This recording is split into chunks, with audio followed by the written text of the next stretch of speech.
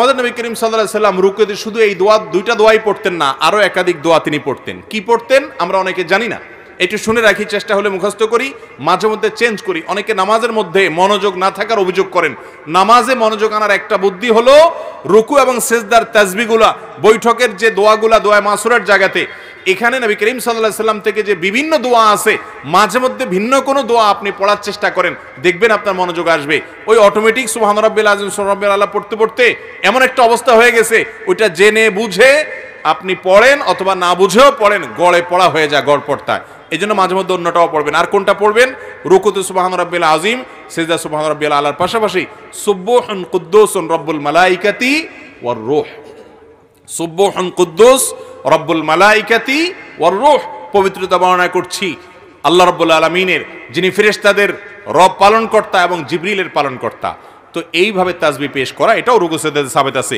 তারপর সুবহানাকাল্লাহুম্মা রব্বানা ওয়া বিহামদিকা আল্লাহুম্মা ইগফিরলি, সুবহানাকাল্লাহুম্মা রব্বানা ওয়া বিহামদিকা আল্লাহুম্মা ইগফিরলি, এই দোয়াটাও রুকু সিজদাতে নবী করিম সাল্লাল্লাহু আলাইহি সাল্লাম পড়েছেন। যার অর্থ হলো পবিত্রতা বর্ণনা করছি তোমার, হে আল্লাহ তুমি আমার রব, তোমার প্রশংসা আমি জ্ঞাপন করছি, তুমি আমাকে ক্ষমা করো। দারুণ একটা দোয়া, রুকুতে সিজদাতে এটা পড়া যেতে পারে 2 বার 3 বার 5 বার, যতটুকু তৌফিক কুল্লা পড়বেন। সুবহানাকাল্লাহুম্মা রব্বানা ওয়া বিহামদিকা আল্লাহুম্মা ইগফিরলি, সুবহান রাব্বিল আযীম আলার সাথে এগুলা মিশ্রণ করেও পড়তে পারেন, শুধু আলাদা করে পড়তে পারেন। আরেকটা আছে সুবহানা দিল জাবারুতি ওয়াল মালাকুতি ওয়াল কিবরিয়াই ওয়াল আযমা, সুবহানা দিল জাবারুতি ওয়াল মালাকুতি ওয়াল কিবরিয়াই ওয়াল আযমা, এগুলা সবগুলাই রুকু এবং সিজদায় সুবহান রাব্বিল আযীম সুবহান রাব্বিল আলার পাশাপাশি পড়াটা সুন্নাত। আমরা শুধু একটা শিখছি ছোটবেলায়, ওইটা নিয়েই কবরে যাই।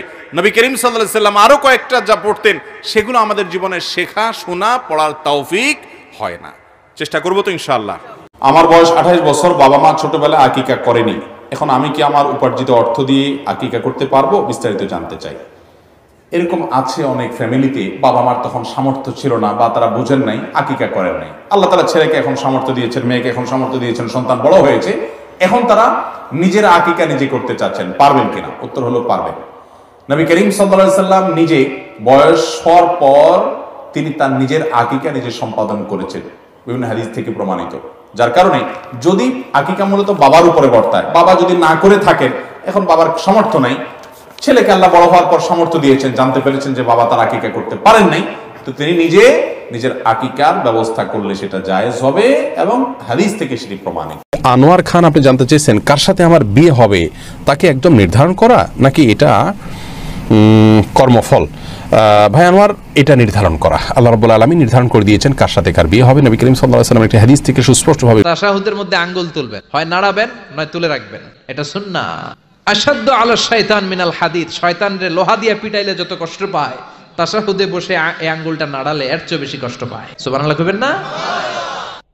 3 জিনিসের দিকে তাকালেই সওয়াব। কয় জিনিস?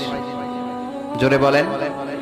1 নাম্বার আন-নাযার ইলাল মুসহাফ, কোরআনের দিকে তাকালেই সওয়াব, পড়া লাগবে না, পড়লে তো সওয়াব আছে, তাকানো মাত্রই। 2 নাম্বার আন-নাযার ইলা ওয়াজহিল ওয়ালিদাইন, মা বাবার চেহারা, মা বাবার খেদমত করলে তো সওয়াব আছেই, টাকা দিলে তো সওয়াব আছেই, কিন্তু মা বাবার চেহারার নজরের দিকে যদি রহমতের নজরে একবার তাকান, একটা কবুল হজ করলে যেই সওয়াব, ওই সওয়াব আমল নামাই দিবে কে?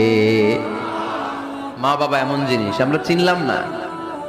3 নাম্বার, আল্লাহর কাবা ঘরের গিলাফের দিকে যখন নজর করে তাকাবেন, 20টা রহমত নাজিল করবে কে?